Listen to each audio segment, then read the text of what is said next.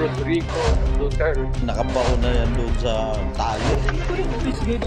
Pag pinatay ako, Hiya naman kayo.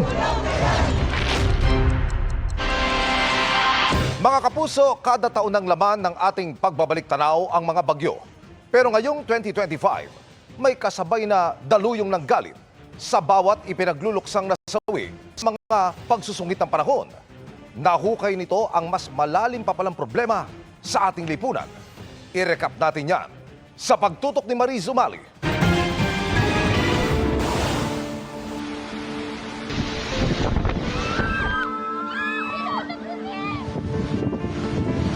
Sa mahigit 20 bagyo ngayong taon, dalawang magkasunod ang pinakamapaminsala. Ang bagyong Tino, hindi lang 8 beses naglandfall, nilunod pa ang maraming lugar sa Cebu Province. Punta kong emergency, pag-ordilit na, tabagin. Marami ang sabubong na naghintay ng rescue at paghupa ng baha.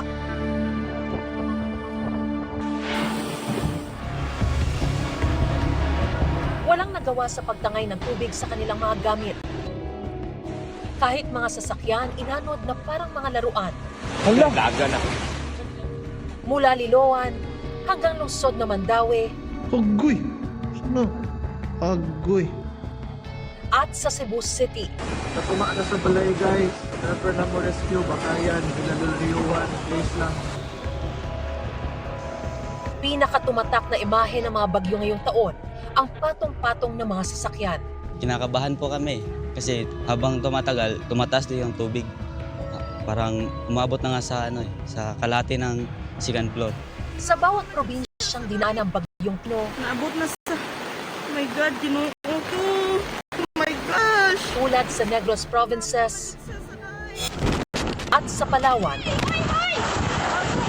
nakapangingilabot ang sigaw ng mga napuruhan. Wala na.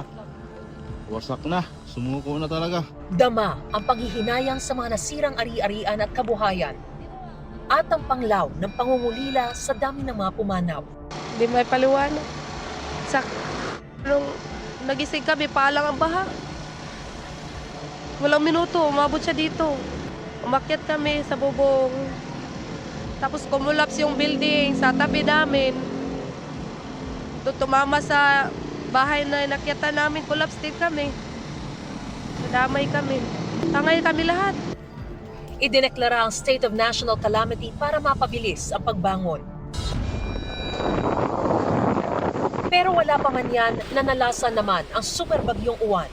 Nasira na yung bako. Diyos ko. Tama na. ay lubog po pati bahay. Sobrang taas ng tambak namin. Inabot pa rin. Inabot pa rin. Sa Dinalungan Aurora ito naglandfall pero tinawid ang iba pang bahagi ng Luzon. Nalungkot po ako at ganun nga po, sira na po ang bahay namin. Hindi namin alam kung paano na naman po kami mag-uumpisa. Kasi napakahirap pa naman po ng buhay. 2 bahay ang nawala. Masakit sa akin pero okay na rin. Buhay din kami mag-anak. Sakit talaga po. Ito, tuloy ngayon, nakita mo ang mga basura. Sino ang kailangan? Paano kami? Ngayon, bagibang maharong, mga bahay. Nasaan ang mga tulong? Nobyembre man pinakasukdulan ang pagsusungit ng panahon ngayong taon. Unyo pa lang ay halos hindi na napahinga ang bansa sa mga bagyo. Lalo ang mga tumatama sa kalupaan na nagsimula mula Hulyo. Masyadong malaki eh.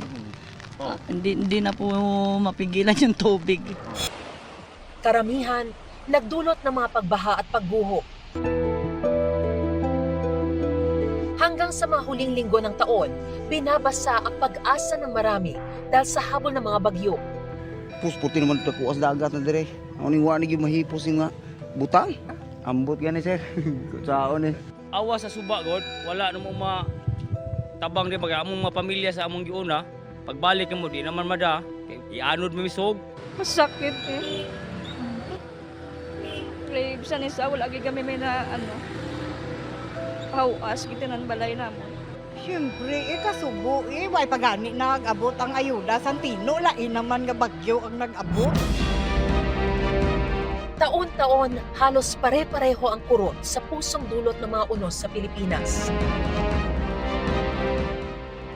Pero ngayong taon, may galit na kasamang rumaragasa sa bawat pagbaha. Dahil sa nabistong katiwalian, sa ilang proyektong dapat ay pumipigil sa ganyang mga sakuna. Para sa GMA Integrated News, Mariz Umali ng Tutok, 24 Oras.